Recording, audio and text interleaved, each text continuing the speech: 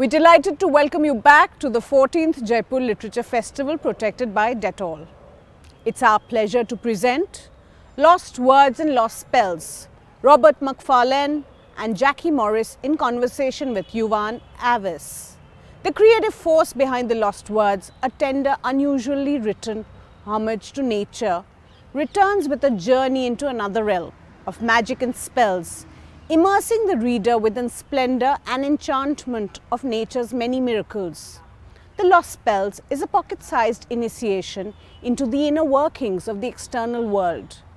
With heartfelt illustrations and poignant words, the book offers a chance to revisit the innocence of childhood and take in the surreal, poetic imagination of the natural. In conversation with naturalist Yuvan Avis, Robert Macfarlane and Jacky Morris discuss their journey in creating a work of astonishing beauty and timeless reach. A session to make you wonder. Robert Macfarlane is a British writer and fellow of Emmanuel College, Cambridge, best known for his books on landscape, nature, place, people and language, which include The Old Ways, Landmarks, The Lost Words and Underland.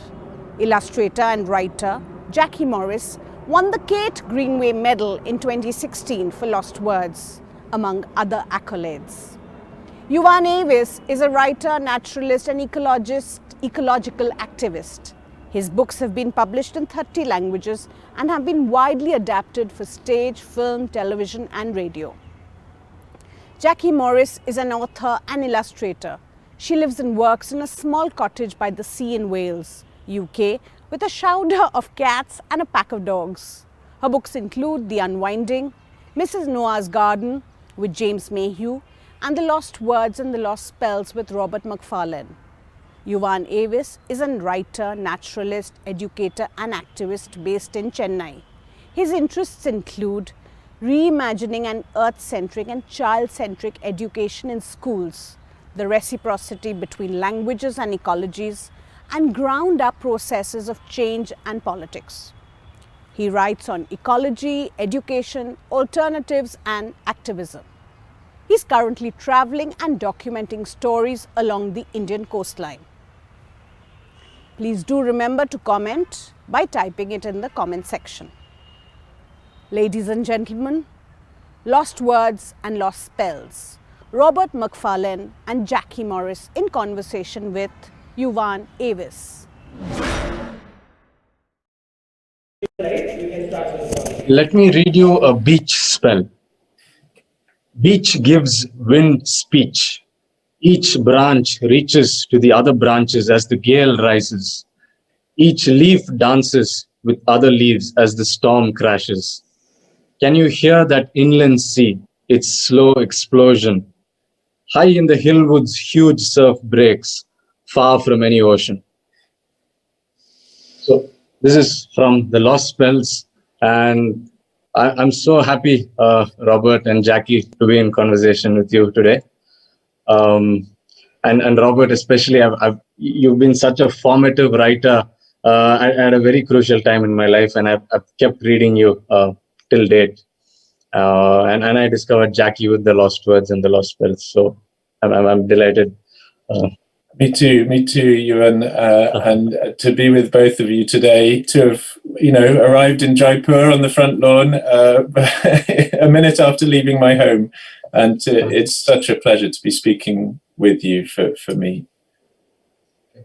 Lovely to meet you. Really lovely to meet you. Nice to see Rob. He's looking all right, isn't he? Yeah. Hanging in. Yeah.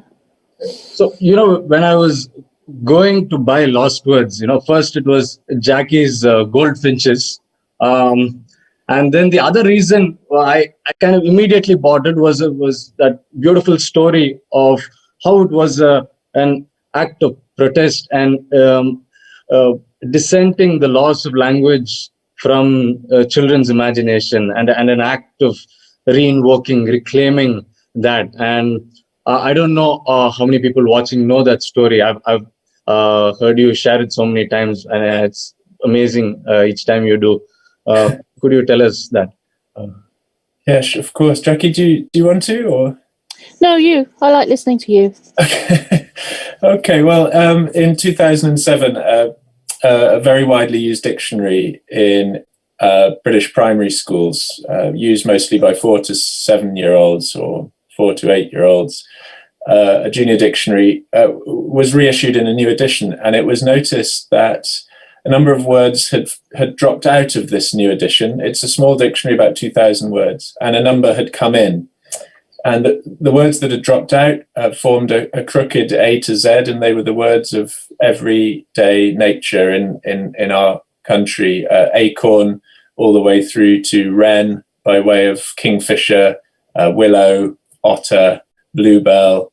And the words that had come in included broadband, graph, MP3 player, a word we don't hear very often any longer, and chat room. So it was a very sort of symbolic moment of the ways in which technology had entered children's lives and their languages and their experiences and their stories and songs, and everyday nature had slipped from it. And neither of us is anti-tech. We're speaking today by means of its miracles, and we have made our books by means of its miracles. But we do believe very powerful in the importance of, as you do, Yuvan, as you work so hard on as an educator and a creator, the importance of nature in children's everyday lives and indeed all of our lives. Mm. Is that about right, Jacky?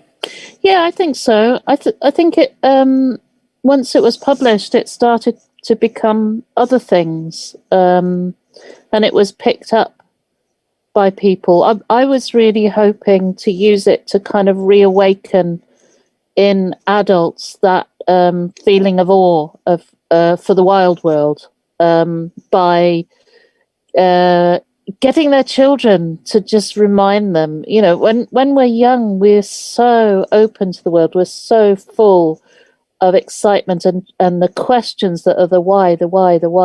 As a parent, sometimes you get fed up of so much why, but actually that utter fizz of awe that kids have, I was hoping that they would take the book home to their parents and show them and remind them of all those feelings that they had when they were children, and just reawaken that sense of awe in nearby natural things, not tigers and polar bears, but dandelions and oak trees. How does that forest grow from that such a tiny little thing? And our book kind of it went off in directions I think that we weren't expecting, and that's been lovely to actually embrace and be part of. It brings to mind something John Holt said, when we speak of wonder and curiosity, especially in children, we speak of it in a romanticized kind of externalized way. But then he says those qualities are rooted in real needs, real issues, real concerns, the feeling of wonder. And, during the lockdown, I thought of Jacky a lot of times because there were a lot of large environmental, misgovernances, clearances given, and we did not have, especially in India, possibly other parts of the country, the world, civic action wasn't possible. Streets were sealed away, and if you take, for instance, in Assam, in Dehing Patkai, 100 hectares of elephant reserve was given for coal mining, and art came in as a powerful kind of dissent. Thousands of pieces of art in social media, and it moved, and right now it's been declared as a national park, and it had a very powerful way of moving people and gathering public solidarity. Eve Esler speaks about art opening up humanity, and I wonder what Jacky thinks about that. Art entering the public, the commons, and especially children. Yeah, I think. I love colours. I love the names of colours. There's a colour. There's raw sienna, but I love raw ore. Raw ore is amazing, and that's the thing that children have. What I found really hard in the UK is that HS2, which is this terrible thing that's cutting a swathe through beautiful habitat in Britain went ahead, but protests couldn't. There was this gorgeous movement that was blossoming in Extinction Rebellion in the UK with protesters' art, protesters' comedy. I think it's much harder to clamp down on protest if it is funny. It's easier to go out and march against people who are rioting and put them down with force. But if you're out there doing things in a creative way, and especially with comedy, it's so much harder to press that down, I think. Yuvan, the beach spell that you read to begin us, to conjure the session into being, was written around the time of an Extinction Rebellion Writers Rebel event in Trafalgar Square a year last November, and I went down and read Heartwood as part of, and I also read the work of two Indigenous writers as well as part of a marathon sort of protest reading in Trafalgar Square in the heart of London. It's the most exciting sort of literary event I've ever been to. You know, literature felt incredibly live and mobile and active in the air. And exactly as you suggested subtly with your framing, and Jacky kind of helped me see, the beach spell is about noise rising and rising and rising where it hasn't previously been heard, of collaboration and cooperation. Each branch reaches to other branch, each leaf dances with other leaves. And I mean, I thought I might read us the Heartwood spell now, because it's lived a life in India, not least thanks to you, Yuvan. But also it began as a poem that I gave just without any sort of strings to the Sheffield tree protesters who were trying to save thousands of trees from unjust felling in their city, and then it was supported by art by Nick Hayes and by Jacky, and has sort of spread. And I wanted to dedicate this spell to Disha Ravi and to Sita Reddy and her, who I think is listening, and her fellow tree protesters in Hyderabad, who successfully again prevented the felling of thousands of banyan trees there. So, but really this is for all those protesting the unjust felling of trees and the unjust treatment of nature. Heartwood. Would you hew me to the heartwood, cutter?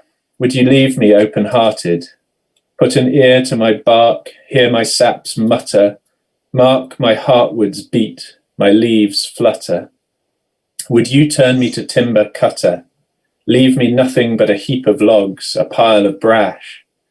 I am a world cutter. I am a maker of life, drinker of rain, breaker of rocks, caster of shade, eater of sun.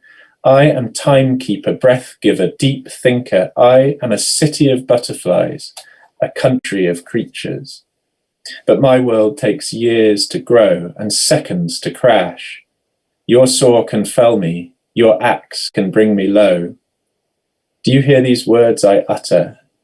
I ask this, have you heartwood, cutter?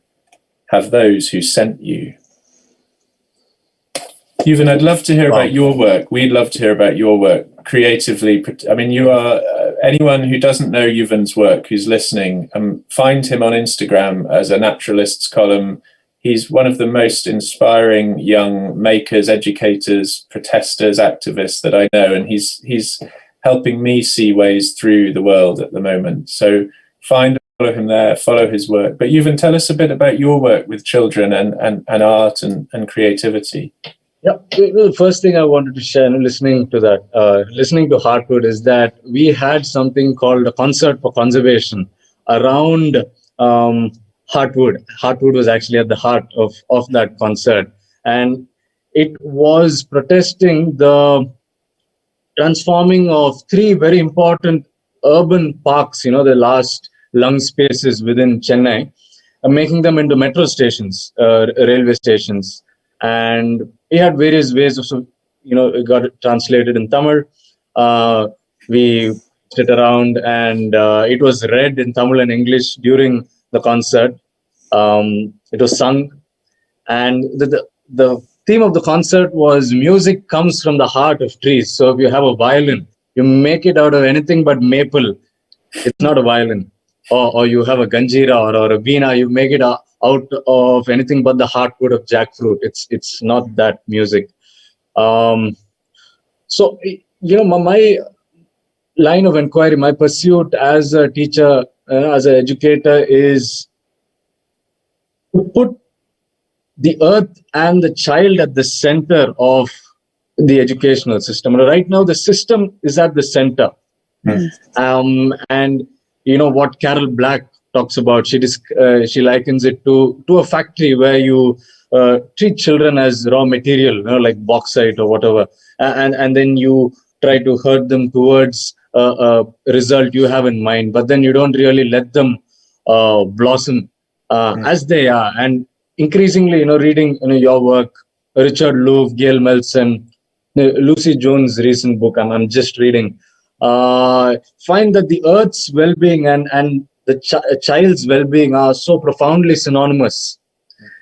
One of the things I've experienced is that to protect a place, one of the greatest protective charms you can give it is to take children there, create an emotional, physical relationship with that place. And when the time comes, they will stand up for it in ways you couldn't think of. And I wonder, what has Lost Words, what has Lost Spells done for children in school? I keep seeing little kids reading out spells, jackdaw, and how has it transformed education and its direction in whatever sense in the UK? Jacky? I think one of the ways is I was not a fan of school. I didn't like being herded. I never do. I didn't like uniforms or anything like that. And one of the things it's done is it's become like a portal to the outside. So children escaped from the classroom into the outside to go and find the lost words outside. Some schools are lucky. They have kingfishers close by and otters that go through the playground. Others in cities, they still see starlings.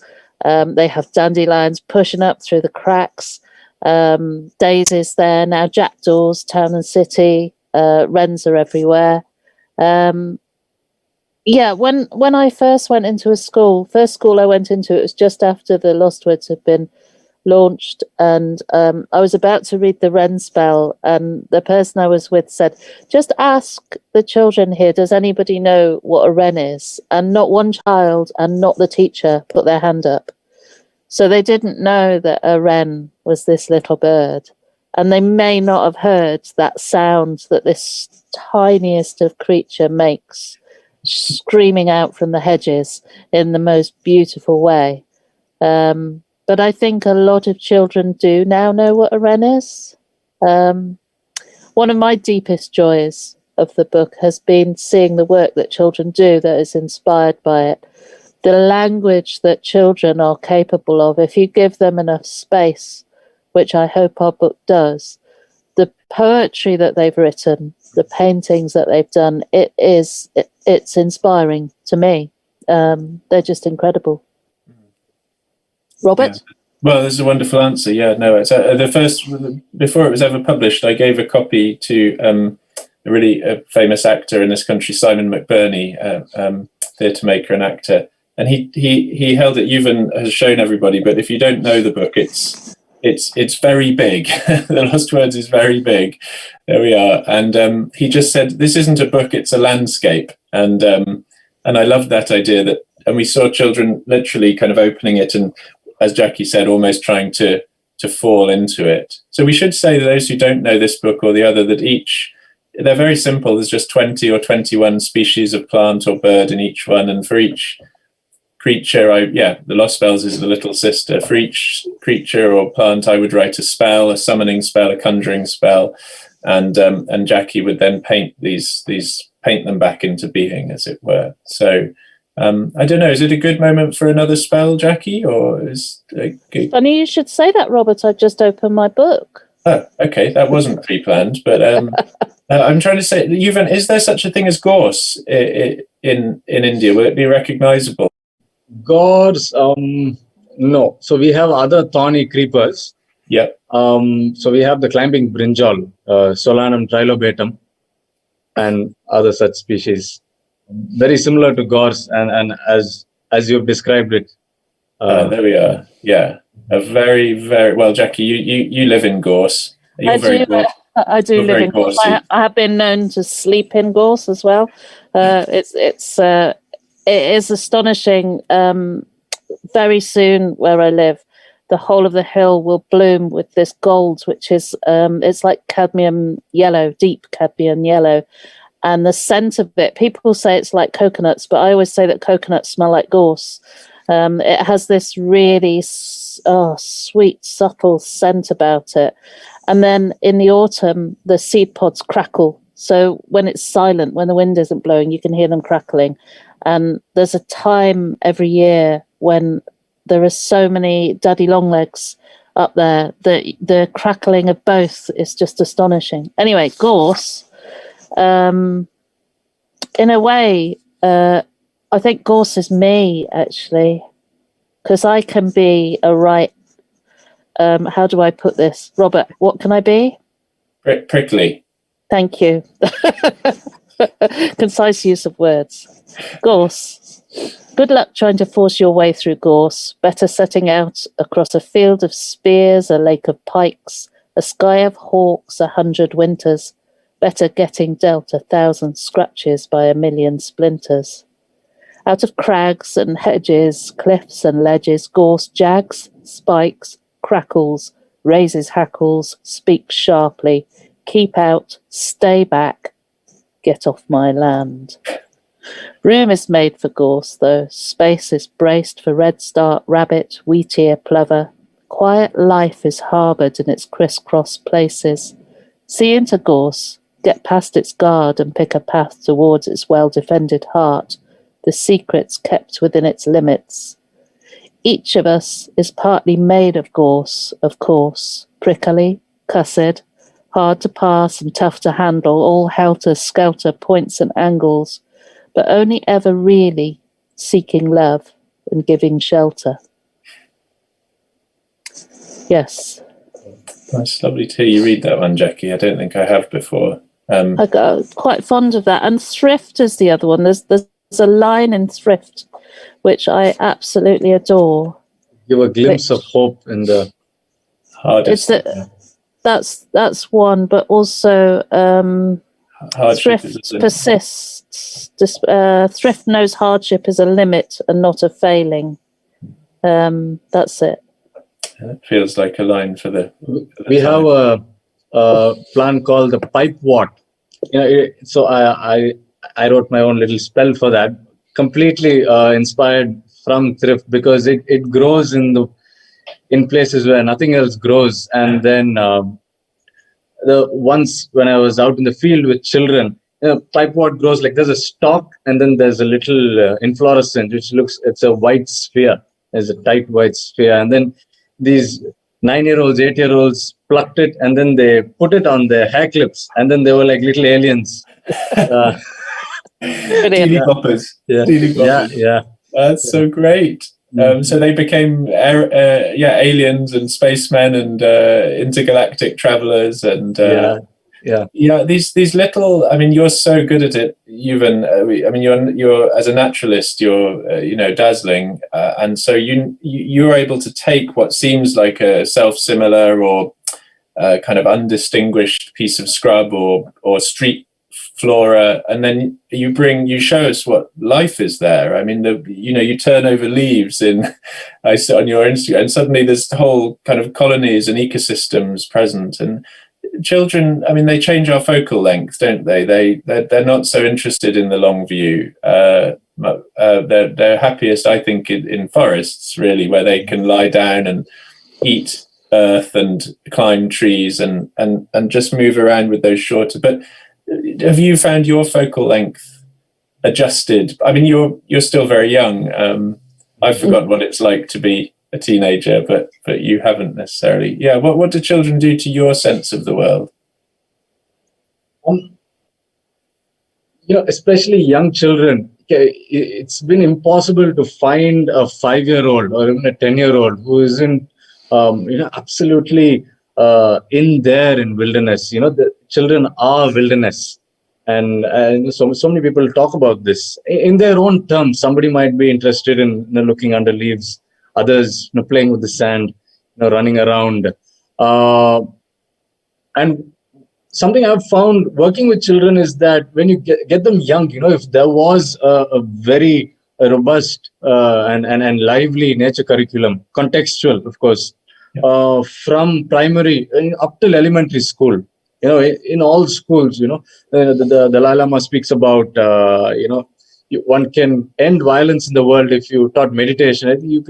I think it'll do wonders to our climate crisis if there was this curriculum which all schools had, even up till elementary. And often I find that if introducing the natural world and its complexities and its difficult intersections with people, with society, governance, at 14, 16, 18, it's very difficult. At some point, you feel you've missed the bus. And then in some occasions, life kind of brings it back again. But then when you're young, it's the best time. I think something I kind of recently started and different friends are doing within the cities to kind of reimagine how we move in cities. We are calling it the urban wilderness walks. So in streets, not in places of wilderness, but in your streets, you plan and take children and parents of your apartment and show them birds and insects and trees and how the landscape has changed, and also create a culture of walking. Tim Ingold speaks about this, and others too, how moving slowly creates belonging. The word belonging we don't use in an urban sense, and therefore when there's a threat to a place, nobody stands up. I'm in my cubicle. It's funny, isn't it, how the word pedestrian is considered to be bad and driven is good. And yet pedestrian, I think we need to actually reclaim it. So I am driven to be a pedestrian. One of the things that I've been finding in lockdown is I want to be more animal. I always wanted to be animal, not human, when I was a child. I actually wanted to be a bear when I grew up, and a sloth bear would have been fantastic. You've come pretty close. Yeah, I do. I get very close to it. But it's that different way of being where they. I watch the cats, and they kind of inhabit themselves so fully. But what you need to find, I guess, is a balance between that being in the now, but also looking forward to 7 generations ahead, so that you live in the now, but you plan for our ancestors, not our other way around. Good ancestry, yes. Yeah, our descendants. How to find that balance? It's hard, but I do find now that I will go and stand in the garden in the rain and love it, and stand in the garden and look at the sky at night. We have no streetlights here, and it really puts you in your place when you feel your tiny space in the universe. I like that. A lot of people don't like that insignificance, but I rather embrace it. I thought, Yuvan, I might just read the Moth spell, because it's sort of about loss, recognizing it, seeing it, how hard it is because of shifting baseline syndrome often to recognize that which has vanished. It's also about naming. I love your fluency in the many kinds of name, the folk name, the common name. Of course, India has far more languages than even Britain, with all its linguistic diversity, and so celebrating diversity of naming, and moths are so many, and they're so wonderfully named. Yeah, you're brilliant on them. So this is really for you and your lepidoptery side of naming. So moth. This one soft word falls so far short of what the moth world means. Jacky will give us some moths. Of moths in number, birthed by dark to flock round torch and lamp and porch, together thickening air to froth, then cloth, then weather. Open up this soft word's wings, and out rush names and forms, a broth of colours, cinnabar and scarlet tiger, frosted green and angle shade, bordered pearl and tamarisk plume, diamond back and clouded silver. Thinner and thinner wears the cloth, however, moths pass out of sight, beyond belief, their absence briefly noted, if at all, as distant memory, half-forgotten grief. Hold moth names in mouth and mind a while, satin lutestring, willow ermine, feathered thorn and seraphim, forester and dusky clearwing. Sing them out into the night to give moths back their range, their flight. Well, yes. I still remember that one coming, and Rob said, I sent you the moth spell. I want you to go out at twilight and read it out into the garden as the butterflies are leaving and the moths are arriving. That's quite difficult because you have to have just enough light to be able to read by. But they often come with instructions, don't they? Curlew was another one. I had to go to high places or down to the beach for curlew. Yeah, I think that painting of the moth is one of the, I think, most astonishing in the whole book. It's like an actual moth screen. You know, in the northeast of India, if you put a moth screen, you'll have to wear an entire coat because they'll be inside your mouth, your ears, your clothes. Oh, wow. And if your dining room is nearby, you cannot eat. You'll have to kind of close your mouth and shut the lids, and you can see I've seen sometimes 150 species of moths in a single screen. When I was a child, if you read at night with your window open, you would get moths in. We used to have quite big, I guess. I can't remember what they're called now, but they would bang against the light fittings, and we used to call them bob owlers, the big ones. And I think it was about 10 years ago I realised that doesn't happen anymore. We have lost so many. To feel that real texture of moths that you're talking about, I would just love to see that again. So it is a cloth. It is a flying mobile cloth that kind of you wear moths, right, in northeast India. If you put up a screen, that's I amazing. love that feeling when they brush against your face. I love that. Yeah. Rob, this is something I've been wanting to ask you for years, both you and Jacky. When you started, making art, writing, perhaps the world was a bit different, and today it's the different things happening. There's the climate crisis, there is the crushing of dissent, which we are strongly feeling right here. You mentioned Disha Ravi. Right now there's a lot of Fridays for Future volunteers between a lot of them between 12 and 18, afraid. You will be, if you care for something and you stand up for it, there's a fear that you might be jailed. And parents are petrified, and that's really kind of where I'm living right now. And what would you give as a guidance or an advice or an invitation to young people, in nature writing, in the climate justice movement, in the social justice movement, Jacky and Rob?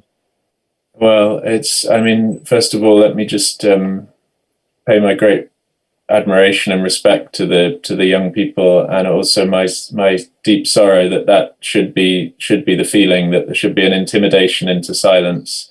There are many problems with British democracy, but broadly speaking, that is not the experience here. Though the law is brought hard against protesters here, nevertheless. But so it's a note of gratitude first. I think I sometimes think of it as three: educate, agitate, and create. I mean, those are the three things you do, Yuvan. And I think one is never only a protester. One is never only a writer. One is never only a parent or a student or an artist. One is many things, and I think pushing on many fronts is is a way to not feel confined to one identity. Keep hope in the dark. That's Rebecca Solnit's great phrase. And things can change. I mean, you've given us examples of this, of protest leading to positive outcome. It happened in Sheffield here. It happened in Hyderabad. There, you spoke earlier. The Pulicat Lagoon protest. I don't know if you sense any traction being gained, but you're generating such pressure against such great power, and it's awesome to watch. And then so art makes unexpected change. It can seem as though it's doing nothing, and then suddenly change comes. That's Rebecca Solnit's idea of hope in the dark, because it thrives on uncertainty. And the last thing I would just say is a sort of ontological idea, really, which is that diversity is life, and that we have come into being as a universe, as a planet, by means of collaboration and kin making and epigenetic cross-species efflorescences of unknowable, fabulous complexity, and that which diminishes life eventually diminishes possibility. So whenever I try and work out the kind of first principle of what I'm fighting for, it is that the diminishment of diversity is the diminishment of possibility.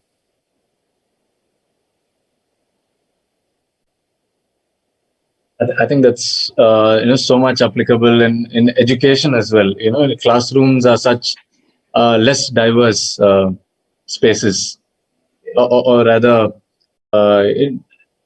children can't choose their spaces, their paces, and what and how they want to learn. And diversity is such a grounding idea. I mean it not in the sort of buzzword sense, not that you were, but really at a profound notion of what life is and can be. Is that it relies on that, but it's a term that ramifies up and down the scales and the systems, of course. But Jacky, I don't know. I mean, you're the most wonderful teacher. You've taught me so much, and you tend to do it obliquely. You'll say something to me, and it'll be an acorn, and then I'll understand it, a day or a year later. So, but it's so hard, isn't it? I mean, I do struggle. All of my life has felt like protest. When I was young and growing up, it was coming to terms with loss of birds through the use of pesticides on farms. I was a very young member of Greenpeace and Amnesty International. I was very aware at a young age that if people came seeking help and shelter, you didn't shut the door in their face. You made the table longer so that everybody could sit down. But I was also aware that the world isn't just human. I feel that my generation have done possibly more damage than any other ever, and that doesn't make me proud. It's a hard thing to talk about, to keep hope in the dark. But I look at this young generation, and I hear some adults who've had the privileges of having grants for education saying, young people today, all they do is spend time in their phones. And I would say, no, they don't. They really don't. They are showing us a way forward, and they are calling us to account. And it's time we opened our ears and listened, and actually not get behind them, but get alongside them and give them all the power that we can. It's hard. It's the other thing that I've lived with all my life is a government that I haven't voted for. I think so much damage was done to our education system under Michael Gove, with his insistence on teaching and his ignorance about what education is. Talk about a good way to depress teachers, when you've got people who actually know how to help young people learn about the world, and then you've got someone with no idea telling them what they should do. It's not a recipe for success. I think you just gave me a soapbox, and I think I stood on it. But hope in the dark. I don't know. I mean, I just keep painting, and sometimes I think, well, what is the point of you? And then I get lost in the colours and the shape of wild things, and find peace there.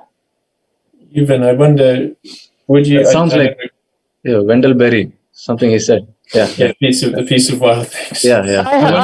I have his piece of wild things. Somebody wonderful sent me a letterpress of the piece of wild things, and it's on my kitchen wall. I see it every day.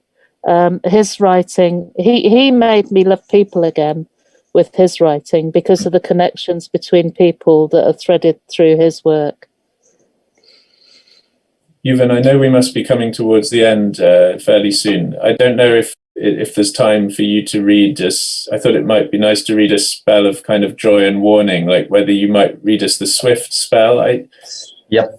Yes. Do you, in the lost spells, do you have swifts in India? Apis. We have little swifts, we have house swifts, we have palm swifts. Apis, I don't know. Maybe a subspecies. Yeah, but the real migrants here are swallows. Right now, barn swallows, they do this thing of just before migrating. Each morning and dusk, they come together and then they just fly in circles over the apartments, around the telegraph wires. And I think they're kind of warming up. Yeah, it looks like that. And then they fly and then they vanish. So there's in a couple of weeks before they go back to their homeland, in the northern hemisphere, they are whirling in the sky. But the swallow's homeland is the space it occupies at that time in the sky. That's its home, where it lives. Yeah. Well, the swifts do that too. Even they arrive in May normally in the southern England, above our cities.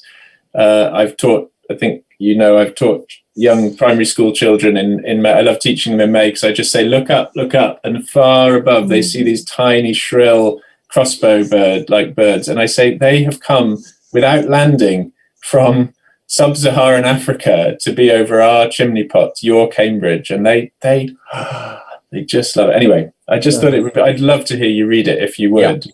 Yes.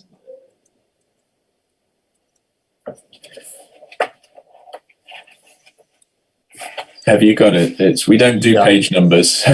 Yeah. I'll just find it. My favourite picture in the book, Rob. It's lovely. Very natural. I got it. Yep. Well done. Sorry, I put you on the spot there. This is swifts. Yep. Spin, world, spin. Swifts are here again, shredding the sky in their hooligan gangs. Those handbrake turners, those wheelie pullers, those firers up of the afterburners. So, whirl, birds, whirl. You havoc wreakers, thrill seekers, you gung-ho joy bringers. Spring harbingers, you drifting, gliding, sleep on the wingers. So, imagine just how far and fast these swifts have flown to be here.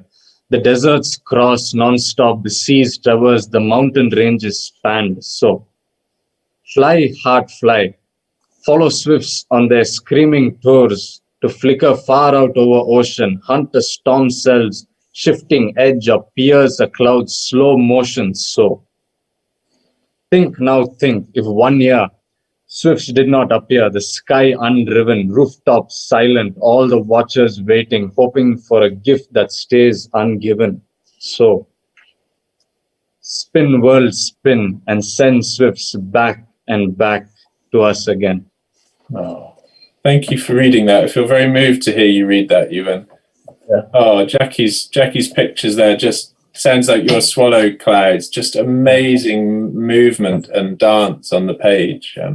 Thank you for reading that, Yuvan. So we have Priya Krishan who is asking a question which is kind of in line with what we're speaking about. Words and pictures come together with such power in your collaborations. Do you believe that pictures can convey ideas or make a potent statement by appealing to our visual sense in a way that is different from words can? and how? I think one of the things that images can do is they can make books accessible to more people. They invite people in. There's a real prejudice, though, I think, in heavily illustrated books are always considered to be for children. But books really, a really good book is for people of all ages. I know that the Lost Words in particular, the images have pulled in reluctant readers, as has the space. I think design is really important in books. And we had the great good fortune of having Alison O'Toole as our designer. She is just amazing. And she leaves the space for people to come into with books. And you can say different things in the pictures than are in the words sometimes. Thank you. What do you think, Rob? Yeah. No, I know, you're the picture person. I know Yuvan might need to draw us to a close as well. So I really hope both of you come to India sometime and talk to people, walk in the wilderness, which is found here. I'd love to come with you, Yuvan, and Siddharth, Pandi, and other friends. See your forests, your deodar forests, your mountains, your rivers, your beaches. Yes, I long to do this. Thank you, Rob and Jacky, for this lovely conversation. Thank you so much for inviting us. Thank you, Yuvan. Thank you to Jaipur and everyone involved. It's such a privilege to be part of this with Yuvan and Jacky. Thank you, Robert Macfarlane, Jacky Morris and Yuvan Avis for such an enlightening conversation. We thank our celebration partner, Diageo. Thank you all for watching and being such a great audience. We hope you will stay logged on with us and continue to watch the exciting series of sessions that we have specially curated for you. As you're aware, the cultural sector has been critically impacted by the pandemic, and while we have braced ourselves to embrace this new normal, we have struggled to ensure that we can continue to bring you a free flow of knowledge and ideas. We would love for you to support us at Teamwork Arts. Any contribution is welcome and would help spread knowledge and ideas seamlessly against all odds. Please tweet using hashtag Jaipur Literature Festival 2021 at Jaipur Lit Fest. The festival is protected by Dettol. Hope to see you in the next session.